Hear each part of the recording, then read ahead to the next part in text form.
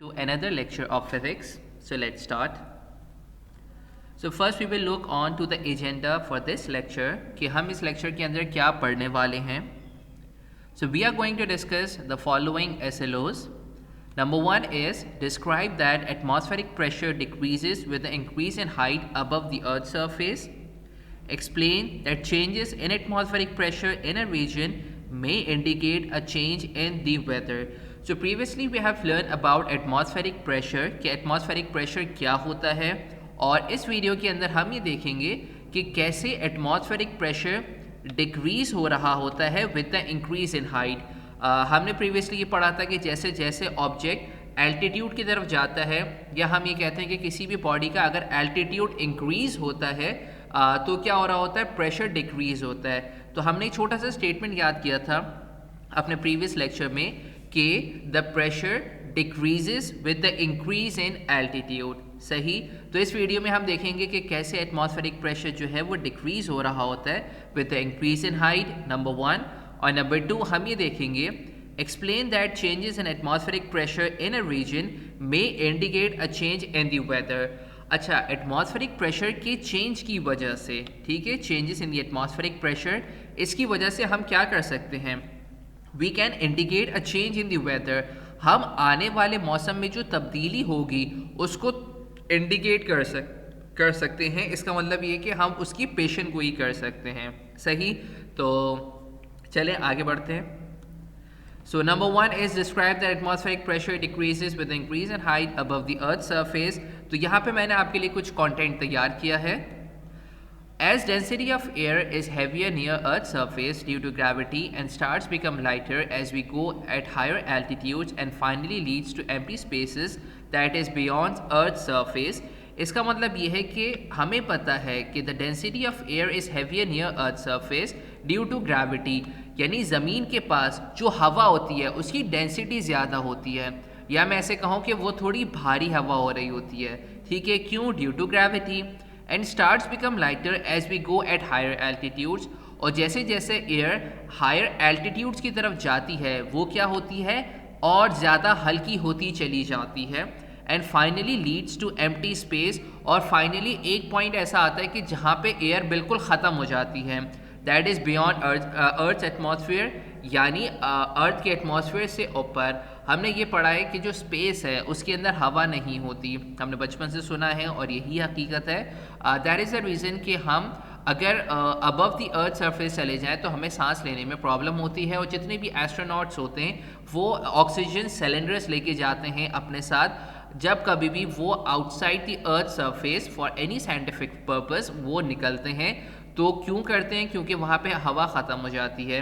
तो density of air is heavier near earth surface, यानी ज़मीन की सरफेस के पास जो हवा की डेंसिटी होती है वो ज़्यादा होती है ड्यू टू ग्रेविटी. और जैसे जैसे हवा ऊपर जाती है यानी एल्टीट्यूड इंक्रीज होता है, हवा आहिस्ता आहिस्ता लाइटर होती चली आती है, हल्की होती चली आती है, और फाइनली एक पॉइंट पे आके हवा ख़त्म हो जाती है. सही. Thus, at lower altitudes, density being higher, atmospheric pressure is high. At higher altitudes, density being lower, atmospheric pressure is low. ठीक है. चुनाचे हम ये कह सकते हैं कि लोअर एल्टीट्यूड्स के ऊपर, लोअर एल्टीट्यूड्स यानी ज़मीन के करीब, डेंसिटी बीइंग हायर यानी डेंसिटी चूँकि ज़्यादा होती है, एटमॉस्फेरिक प्रेशर इज़ हाई, इसी वजह से एटमॉस्फेरिक प्रेशर हाई होता है. एंड एट हायर एल्टीट्यूड्स, और हायर एल्टीट्यूड्स के ऊपर डेंसिटी बीइंग लोअर यानी डेंसिटी कम होती है, जिसकी वजह से atmospheric pressure is low. That is a reason कि एटमॉस्फेरिक प्रेशर कम होता है. तो एक रीज़न जिसकी वजह से हम ये कह सकते हैं कि ज़मीन से करीब यानी लोअर एल्टीट्यूड पे एटमॉस्फेरिक प्रेशर क्यों ज़्यादा होता है, बिकॉज ऑफ हायर डेंसिटी. और हायर एल्टीट्यूड्स के ऊपर एटमॉस्फेरिक प्रेशर क्यों लो होता है, because of lower density. Okay, so this is the reason why the atmospheric pressure is higher near Earth's surface and lower at higher altitudes. Okay, now let's move forward. Explain that changes in atmospheric pressure in a region may indicate change in the weather. So this is the second SLO. इसके अंदर हम ये जानेंगे कि किस तरीके से जब एटमॉस्फेरिक प्रेशर के अंदर चेंज आता है तो मौसम में भी तब्दीली आ रही होती है, उसको हम कैसे प्रेडिक्ट कर सकते हैं, कैसे हम इंडिकेट कर सकते हैं. तो चले जानते हैं इसके बारे में। एटमॉस्फेरिक प्रेशर में also indicate a change in the weather. Atmospheric pressure की वजह से हम वेदर में चेंज को इंडिकेट कर सकते हैं। On a hot day, air above the earth becomes hot and expands. This causes a fall of atmospheric pressure in that region. अच्छा, होता क्या है कि गर्मी की मौसम में on a hot day, air above the earth becomes hot and expands. अच्छा, एक चीज़ आप याद रखें कि हवा को अगर हम गर्म करें तो वो क्या होती है, एक तो वो लाइटर हो जाती है और ऊपर की तरफ एक्सपेंड हो जाती है।